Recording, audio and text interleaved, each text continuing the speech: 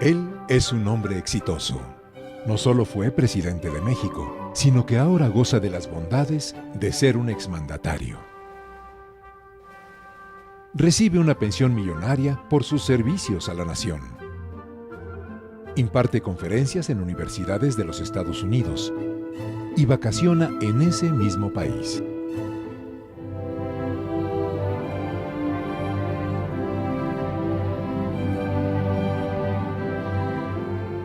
Pero Ernesto Zedillo, además de ser un hombre de logros, es muchas cosas más.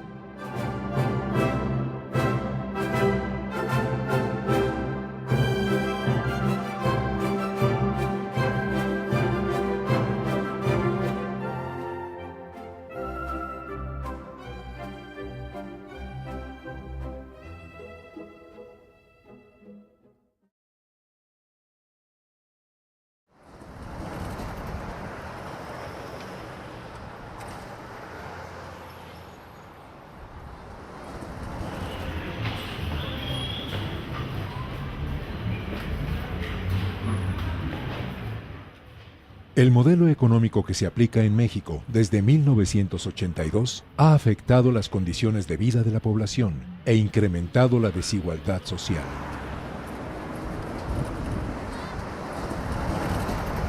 Ahí, mijo, para que vean. Ábrele ahí. El 75% de la población en México vive en condiciones de pobreza. 19.5 millones de habitantes no tienen dinero para adquirir la canasta alimentaria básica. La mitad de los mexicanos sobrevive con 1.900 pesos al mes. 1.2 millones de niños padecen de desnutrición, mientras que el número de analfabetas supera los 6 millones.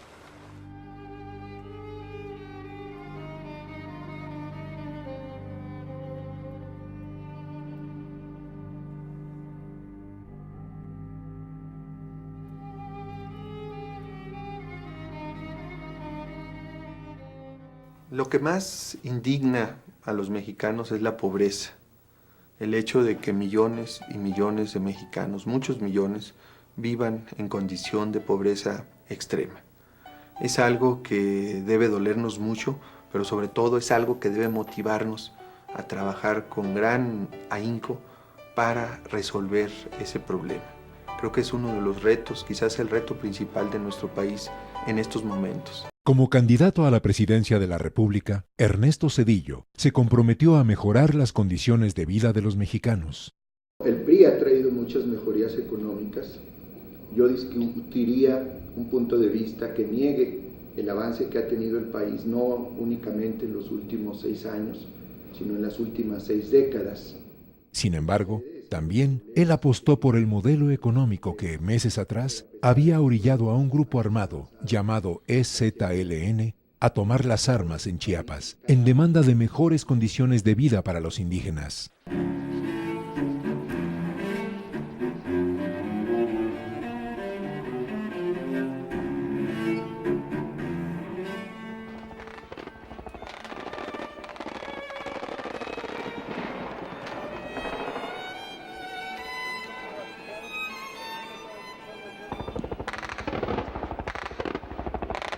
I share very much the criteria that has been followed by President Salinas.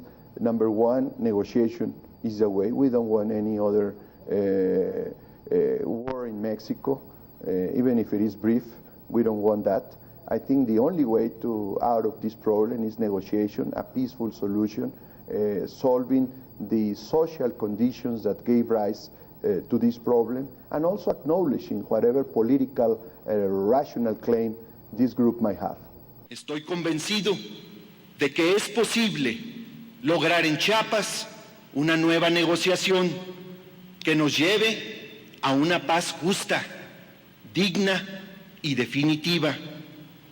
No habrá violencia por parte del gobierno. Al inicio de su mandato, Ernesto Zedillo mostró disposición por resolver el conflicto de Chiapas pacíficamente. Sin embargo, en febrero de 1995, su gobierno salió a la caza de la comandancia zapatista y militarizó las comunidades indígenas.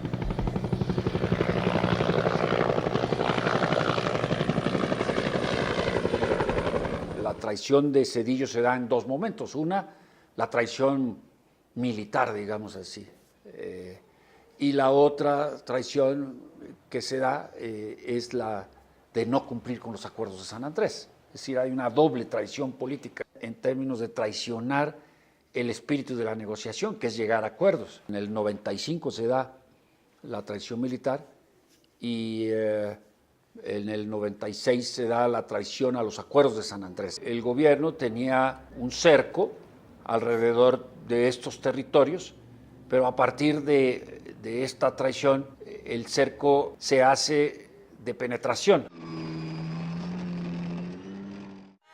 Mientras el nuevo mandatario hacía naufragar el proceso de diálogo con los zapatistas, en Chiapas surgieron distintos grupos paramilitares, creados para combatir y socavar al EZLN y sus bases de apoyo. El general Mario Renán Castillo, jefe de la 7ª Zona Militar, ha sido señalado como promotor de esos grupos. En el caso de Chiapas, en concreto, quien es el ejecutor de esta política de contrainsurgencia es el general Mario Renán Castillo, que era el comandante de la 7ª Zona Militar con asiento en Chiapas. Él tenía cursos de guerra psicológica en Fort Bragg, es decir, en uno de los principales centros de entrenamiento antisubversivo o antiterrorista de Estados Unidos. Según los manuales de contrainsurgencia de Fort Bragg, bien conocidos por el general Castillo, los grupos paramilitares ayudan a las fuerzas del orden, incluido el ejército, en la búsqueda y acoso de las bases de apoyo de los insurgentes. Es decir, ha habido un involucramiento claro del ejército en la guerra de contrainsurgencia. Bueno, los priistas constituyeron el núcleo duro del apoyo del ejército. Las estructuras priistas fueron también la base de reclutamiento para los grupos paramilitares. Una de las tareas también de los grupos paramilitares es poder lograr el desplazamiento de la gente. A través de eso, los grupos paramilitares logran una paga adicional, robándose los bienes de los desplazados, ocupando sus tierras, por un lado, y por otro, pues el ejército logra romper con este ciclo de concientización que los rebeldes imponen en su zona de influencia.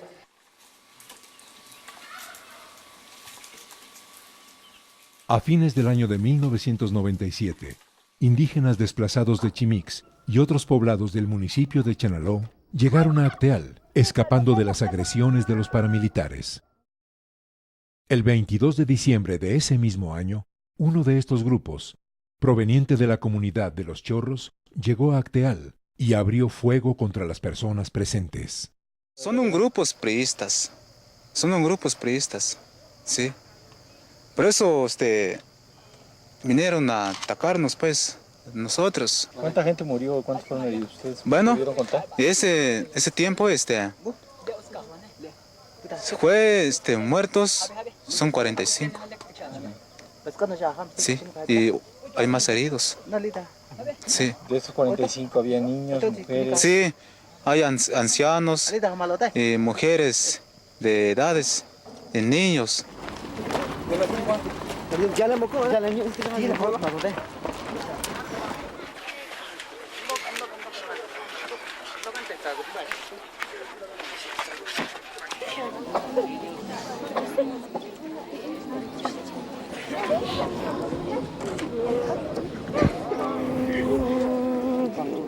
La violencia es por definición un acto criminal, y eso fue lo que ocurrió el día de ayer en Acteal.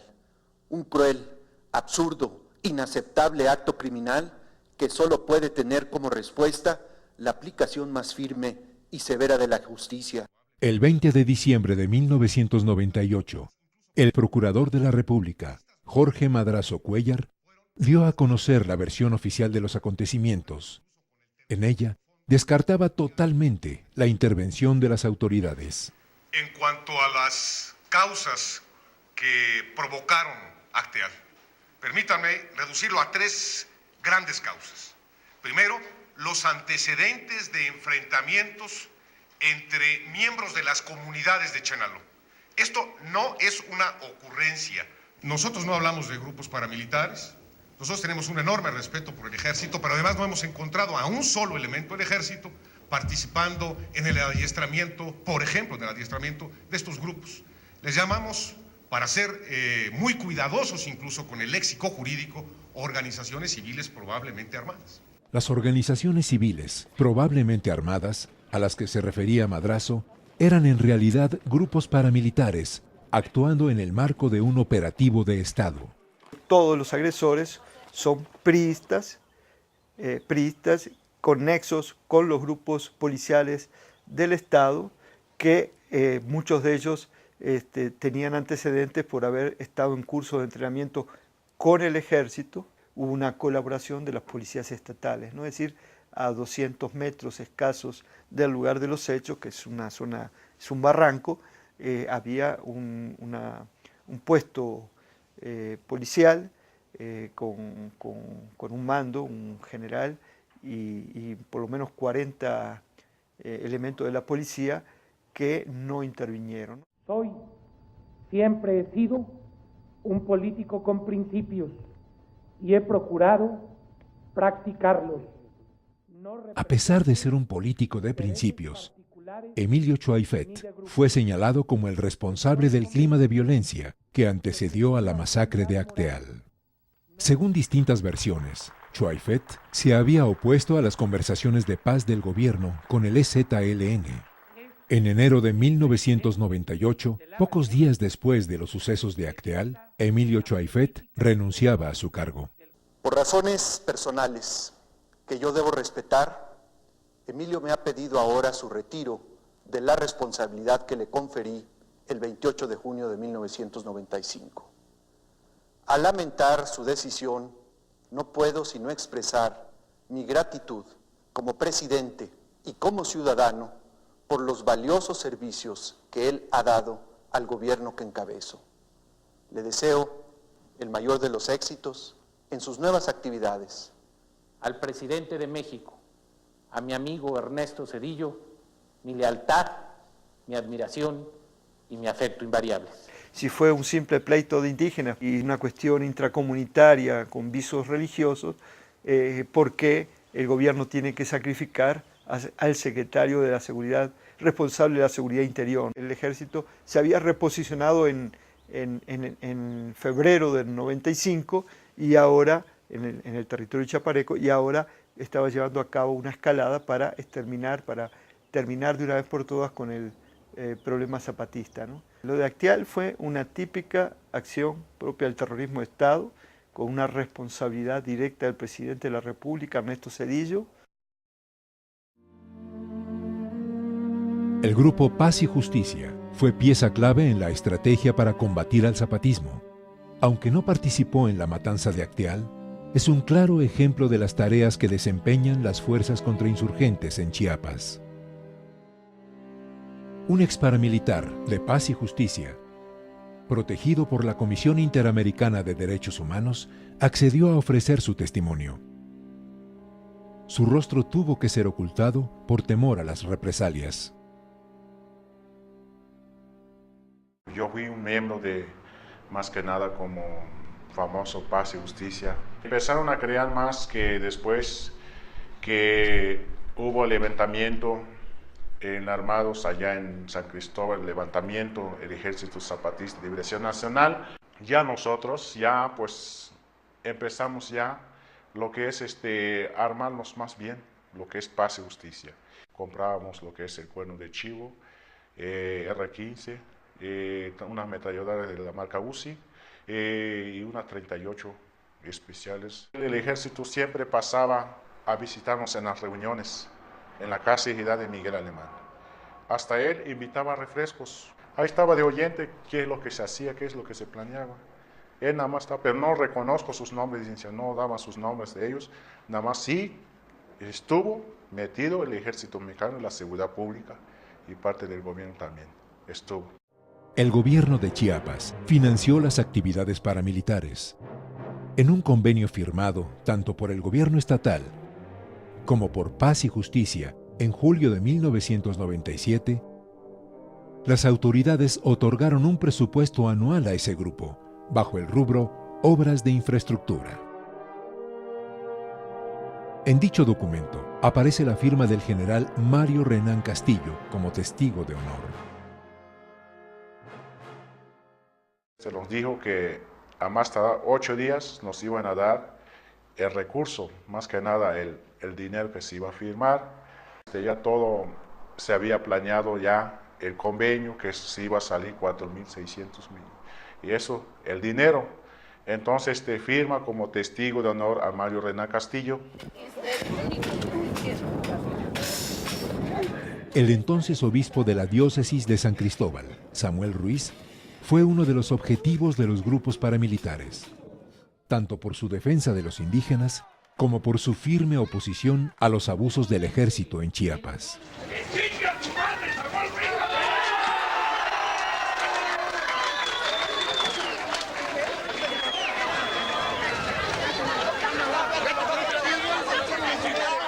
Durante el conflicto en Chiapas, sectores priistas organizaron manifestaciones en contra del obispo.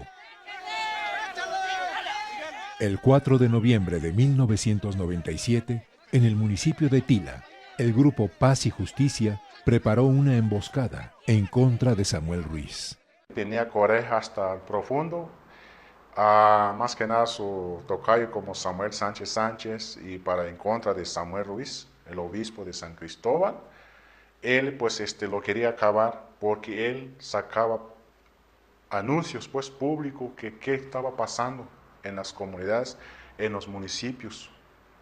Entonces, por eso lo querían matar él, porque según iba a bajar, entonces nos dieron todo pues entonces para ir a emboscar cuando venía bajando el señor obispo, sea quien sea, a que les tocaba el tiro pues. Entonces nosotros tuvimos como 2-3 horas allí esperando. Supuestamente no bajó. Un hombre de palabra es el que se compromete y hace el más grande de su esfuerzo para cumplir con lo que se ha comprometido. Yo soy un hombre de palabra. A pesar de su lema electoral, un hombre de palabra, Ernesto Zedillo ya había demostrado cuán alejado estaba de sus promesas de resolver los conflictos sociales por una vía pacífica. Durante su sexenio, Chiapas no fue el único lugar donde se violaron sistemáticamente los derechos humanos. Existieron otras regiones que padecieron importantes abusos de autoridad.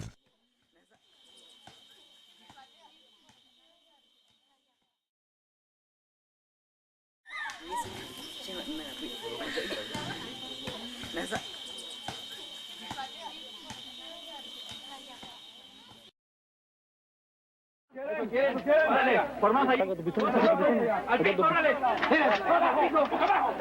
Piso. Órale. Órale,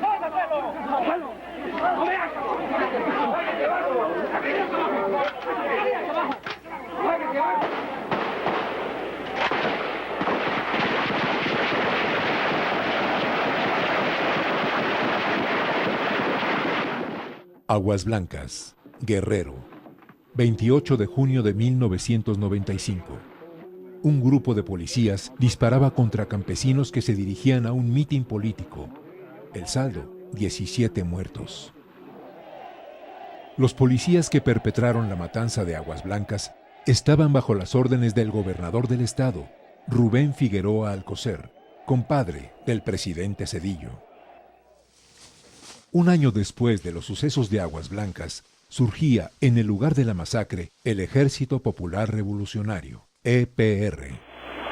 Y estamos aquí para rendir un homenaje a nuestros compañeros caídos el 28 de junio en la masacre que se realizó en este lugar. De inmediato, cuando el surgimiento del EPR, recuerdo que el secretario de Gobernación, Emilio Chaufet, lo plantea como una pantomima, pero luego a partir de alguna serie de escaramuzas militares se ve que realmente es un grupo con potencia militar. Bajo la excusa de combatir a grupos armados, el gobierno de Ernesto Zedillo emprendió acciones que implicaron violaciones a los derechos humanos. Sociedad y gobierno están y seguirán unidos a fin de impedir que el terrorismo amenace las libertades de todos y que la violencia dañe los derechos de todos. Perseguiremos cada acto terrorista con toda nuestra capacidad y aplicando todo el rigor de la ley, invariablemente apegados al derecho, respetando las garantías individuales y los derechos humanos, actuaremos con toda la fuerza del Estado.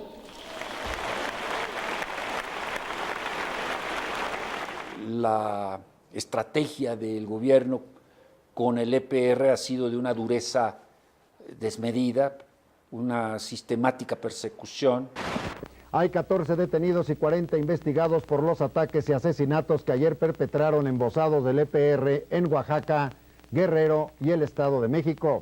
Tras su aparición, el EPR realizó acciones armadas en diferentes poblaciones del Estado de México, Puebla y Guerrero. El 28 de agosto de 1996 lanzó ataques en Oaxaca capital y Tlaxiaco. Al día siguiente, tomó la población de La Crucecita, Huatulco, enfrentándose a efectivos de la policía y la marina.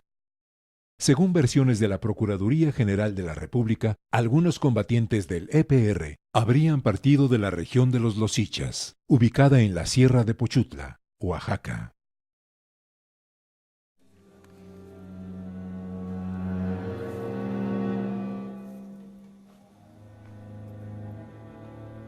Las comunidades de los Losichas se convirtieron en una zona de intensa acción contrainsurgente por parte del gobierno. La operación militar contó con el apoyo del entonces gobernador del estado de Oaxaca, Diodoro Carrasco Altamirano. Los losichas se sabe que ahí hay uranio y que lo están explotando y que incluso es el mismo hermano de Diodoro Carrasco quien tiene ahí sus intereses metidos, pues, ¿no? Los pobladores de los Losichas, que aceptaron dar su testimonio, cubrieron sus rostros por temor a las represalias que podrían sufrir a manos de las autoridades.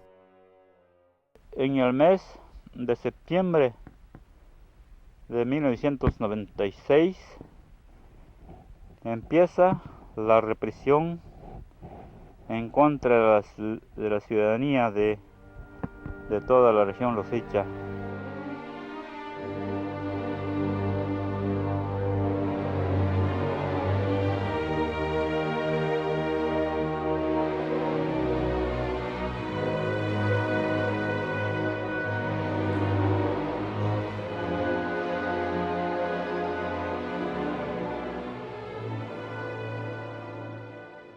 Los ejércitos entraron en 1996, en donde entraron cada casa de nosotros, en donde robaron nuestras pertenencias de cada casa, como son cassette, como son 250 pesos efectivos, y más golpearon a una muchacha, nos dieron las cachetadas y por el miedo fuimos a escondernos en el monte.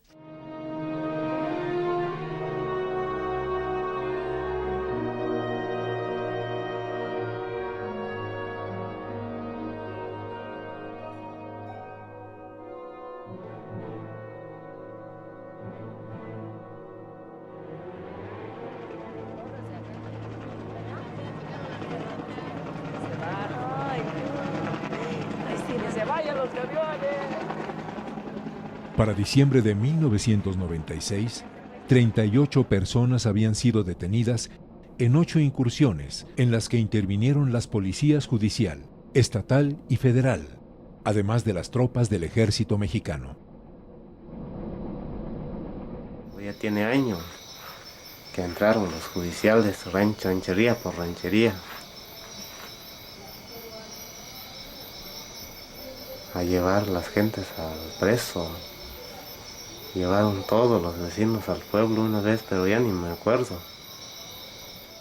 Todas estas acusaciones de que el EPR estaba en las comunidades de San Agustín Los Sichas, bueno, pues llegaron a detener arbitrariamente por grupos de 50 en un mismo mes a 150 hombres de la comunidad de San Agustín Los Sichas y los encierran a todos en el penal, ¿no? Y ¿bajo qué argumento? Indígenas zapotecos acusados de pertenecer al EPR. En este acto violento, los agentes judiciales detuvieron a más de 150 personas, todos indígenas, involucrándonos de haber cometido un sinnúmero de delitos del orden federal y una supuesta relación con el grupo armado EPR, un caso que totalmente es falso. Un año después del ataque del guerrillera en Crucecita Huatulco, cuando sucedió los hechos, yo estaba en mi comunidad trabajando con mi familia, con toda la comunidad, y me bajan el autobús y que me llevan a Los Sichas. No, pues es que te andamos buscando, porque es uno de los altos mandos del grupo guerrillera y todo eso. Años antes veníamos ahora sí gestionando ante el gobierno estatal y federal nuestras necesidades más apremiantes, sí. Pero dentro del marco legal nunca hemos hecho así, tomado las armas y como han mencionado, ¿no? Cuando nos detuvieron fuimos objeto de las más crueles torturas físicas, psicológicas, amenaza de muerte, toques eléctricos en diferentes partes del cuerpo. Nos metieron agua sucia, agua de Tehuacán en la nariz, todo con el fin de obligarnos a declarar culpables de muchos delitos que jamás cometimos.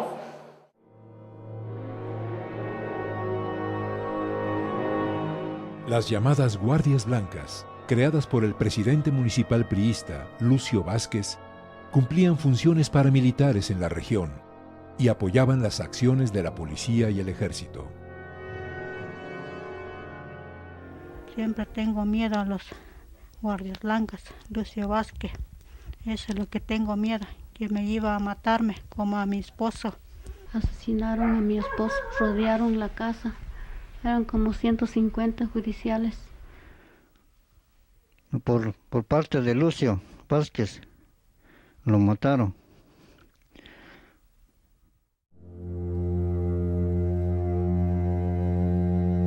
Esta mujer narró a nuestras cámaras uno de los muchos abusos de autoridad que se dieron en la región.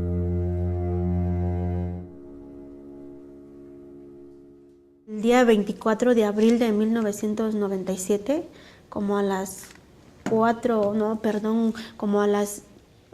a 2 de la mañana llegaron los judiciales, todos vestidos de negro, eran como unos 60, 50 gente, ¿no? Estaba mi mamá, mi papá, mi hermana, yo y mi esposo. Y ya cuando le ven la cara a él, van y lo agarren así rápido de los pelos y de los brazos y le empiezan a pegar de culatazos y patadas así en la cara y bueno, bien feo golpearnos. Al mismo tiempo los demás le están pegando a mi papá y a mi mamá, bueno, fue todo junto, ¿no? Pero sacándolo a la puerta es cuando le disparan un balazo en la pierna y se lo llevaron por todo el camino. Ahí se ve cómo lo hicieron torturar, lo torturaron, lo hicieron vomitar. La comida que él había cenado ni siquiera lo había digerido, todavía estaban entero así, pero con sangre pues. De ahí entonces ya se abren las investigaciones, la Procuraduría tampoco dijo en dónde lo tenían, nomás decían, no, pues es que está muerto, murió en un enfrentamiento, pero no decían dónde.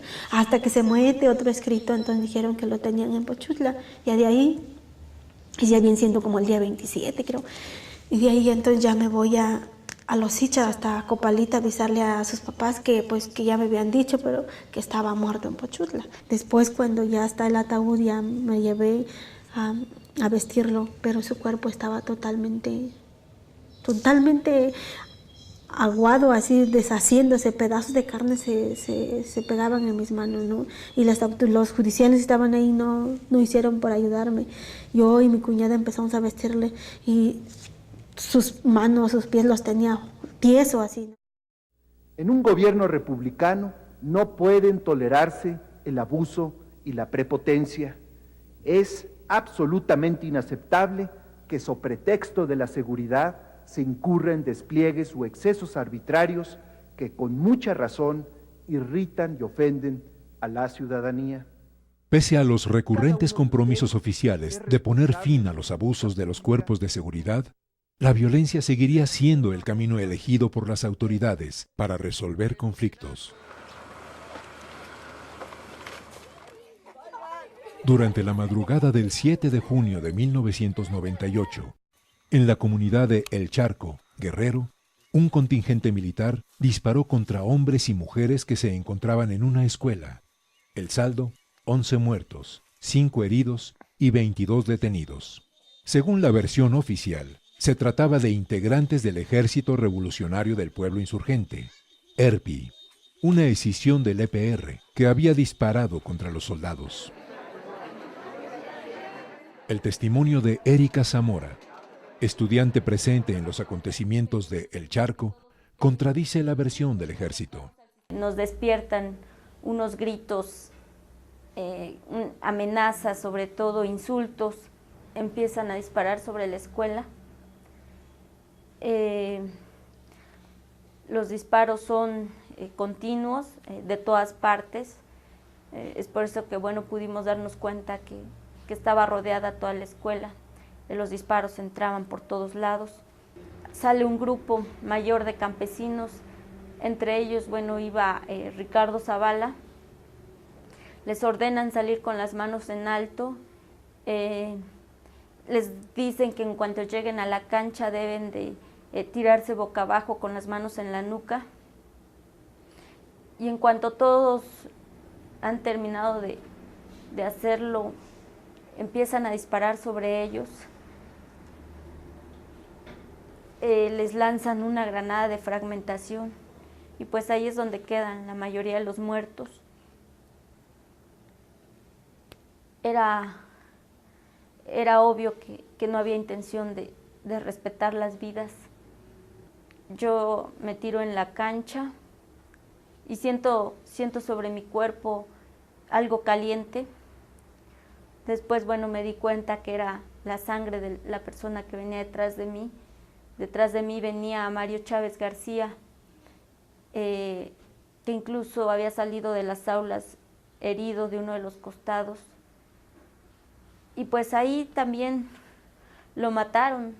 Ya en la 9ª Región Militar nos concentran a todos en algo que pues parecía un dormitorio.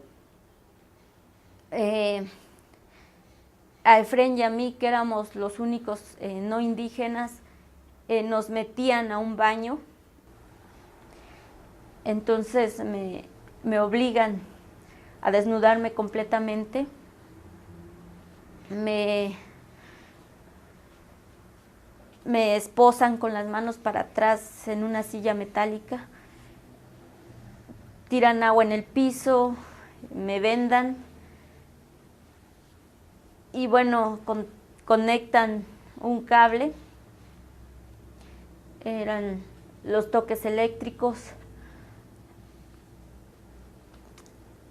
Yo les seguía diciendo que no los conocía, que no pertenecía al EPR, que no sabía más, que sobre los secuestros yo no sabía, ni de los asaltos bancarios.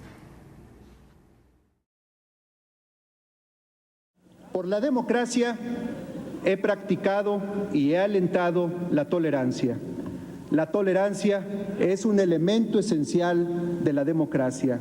Y por eso también hoy reitero enfáticamente que los medios con que este gobierno seguirá atendiendo los conflictos que tanto han preocupado a la opinión pública serán la legalidad, nunca el autoritarismo, la tolerancia, nunca el enfrentamiento violento y la responsabilidad social, nunca la insensibilidad o la indiferencia. Hacia finales del sexenio sedillista, quedaba claro que la tolerancia y el respeto a la ley no habían sido los instrumentos predilectos para solucionar los problemas sociales. La actuación de las fuerzas del orden, en casos como El Charco y Los Ichas, dejaron muy mal colocado al presidente en materia de derechos humanos.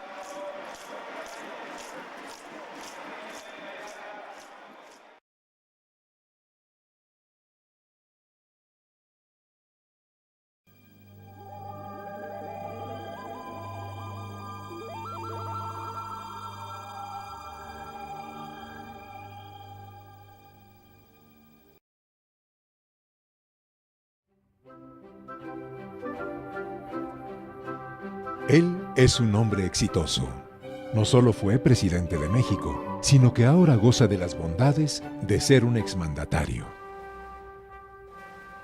Recibe una pensión millonaria por sus servicios a la nación. Imparte conferencias en universidades de los Estados Unidos y vacaciona en ese mismo país.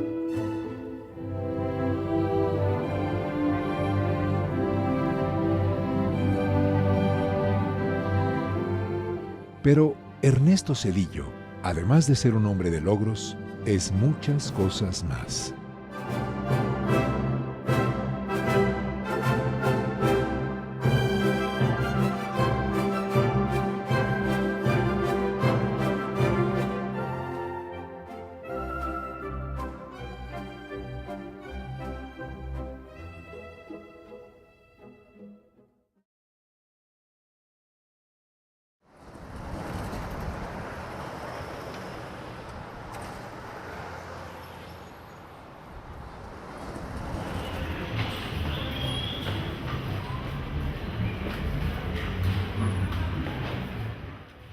El modelo económico que se aplica en México desde 1982 ha afectado las condiciones de vida de la población e incrementado la desigualdad social.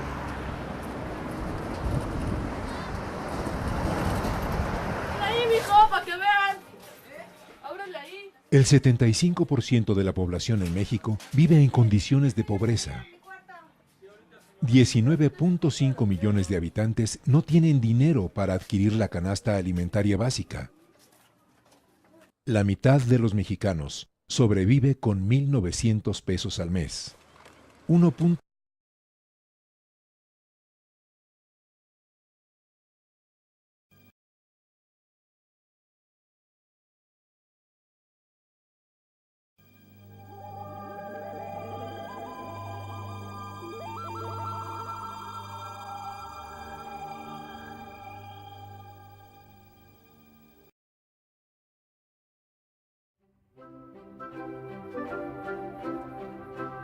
Él es un hombre exitoso.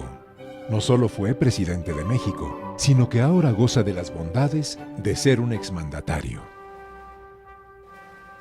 Recibe una pensión millonaria por sus servicios a la nación. Imparte conferencias en universidades de los Estados Unidos y vacaciona en ese mismo país.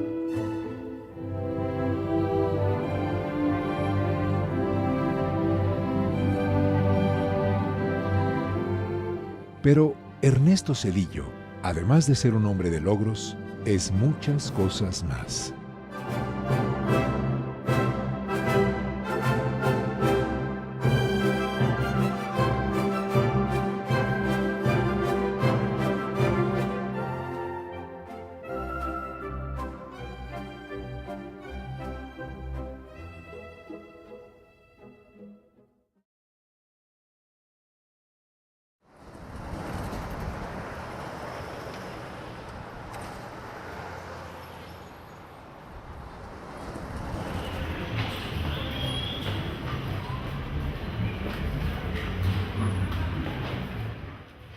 El modelo económico que se aplica en México desde 1982 ha afectado las condiciones de vida de la población e incrementado la desigualdad social.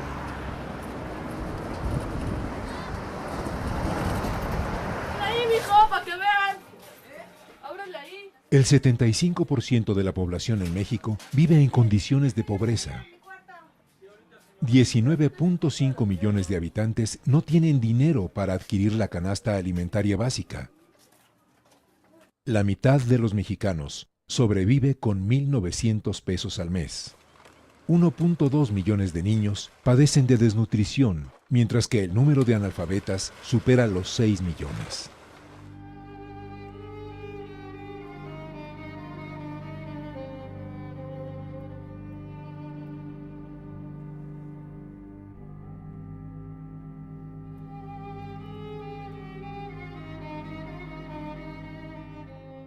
Lo que más indigna a los mexicanos es la pobreza, el hecho de que millones y millones de mexicanos, muchos millones, vivan en condición de pobreza extrema.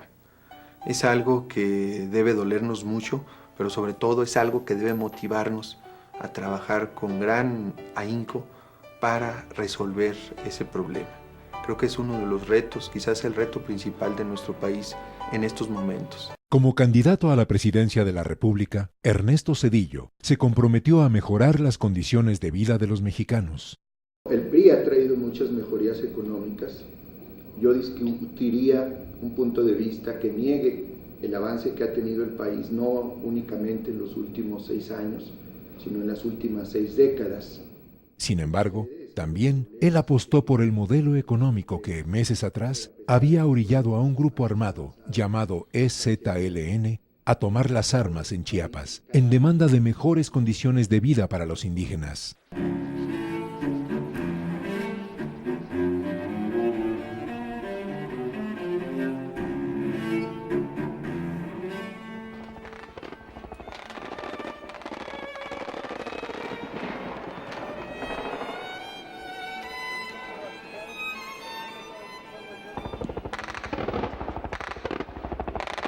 I share very much the criteria that has been followed by President Salinas. Number one, negotiation is the way. We don't want any other war in Mexico, even if it is brief. We don't want that. I think the only way out of this problem is negotiation, a peaceful solution, solving the social conditions that gave rise to this problem, and also acknowledging whatever political rational claim this group might have. Estoy convencido de que es posible lograr en Chiapas una nueva negociación que nos lleve a una paz justa, digna y definitiva. No habrá violencia por parte del gobierno. Al inicio de su mandato, Ernesto Zedillo mostró disposición por resolver el conflicto de Chiapas pacíficamente. Sin embargo, en febrero de 1995, su gobierno salió a la caza de la comandancia zapatista y militarizó las comunidades indígenas.